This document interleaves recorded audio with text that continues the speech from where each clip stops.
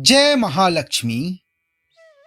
धनतेरस के बाद आने वाली चतुर्दशी तिथि को नरक चतुर्दशी कहते हैं। इसे छोटी दीपावली के रूप में भी मनाया जाता है। इस तिथि को रूप चौदस और काली चौदस भी कहा जाता है। इस दिन यम पूजा, भगवान श्री कृष्ण की पूजा और माता महाकाली की पूजा भी होती है। नरक चतुर्दशी की पौराणिक कथा हमारे शास्त्रों में कुछ इस प्रकार से वर्णित है।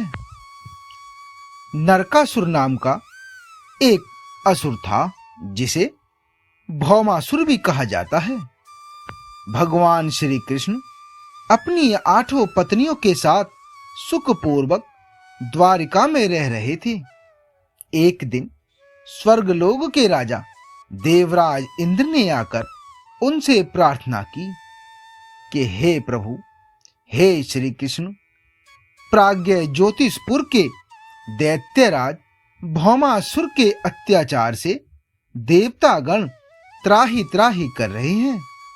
हे प्रभु, उस क्रूर भौमासुर ने वरुण का छत्र, अदिति के कुंडल और देवताओं की मणि छीन ली हैं और वह त्रिलोक विजयी हो गया है। देवराज इंद्र ने कहा कि हे प्रभु, भौमासुर ने पृथ्वी के कई राजाओं और आमजनों की अति सुंदर कन्याओं का हरण कर उन्हें अपने यहाँ पर बंदी गृह में डाल रखा है।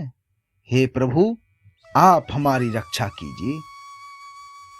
देवराज इंद्र की प्रार्थना स्वीकार करके भगवान श्री कृष्ण अपनी प्रिय पत्नी सत्यभामा को साथ लेकर गरुड़ पर आरूढ़ हो प्राज्ञ ज्योतिषपुर पहुंचे।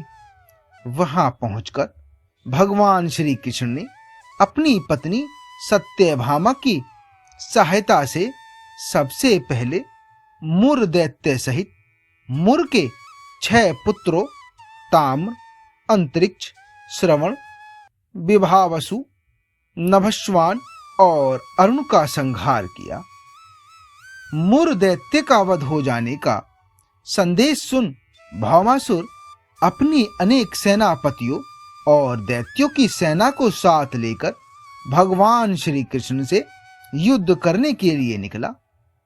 भौमासुर की स्त्री के हाथों मरने का श्राप था, इसलिए भगवान श्री कृष्ण ने अपनी पत्नी सत्यभामा को सारथी बनाया और घोर युद्ध के बाद अंत में भगवान श्री कृष्ण ने सत्यभामा की सहायता से भौमासुर अर्थात नरकासुर का वध कर डाला।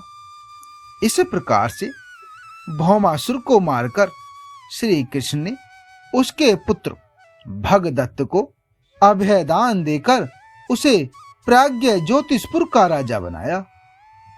इस दिन भगवान श्री कृष्ण ने भौमासुर का वध किया था। उस दिन कार्तिक माह की चतुर्दशी थी, इसलिए उसे नरक चतुर्दशी भी कहा जाता है। इस दिन भगवान श्री कृष्ण ने भौमासुर अर्थात नरकासुर का वध किया था और उसकी कैद से लगभग 16,000 कन्याओं को मुक्त कराया था।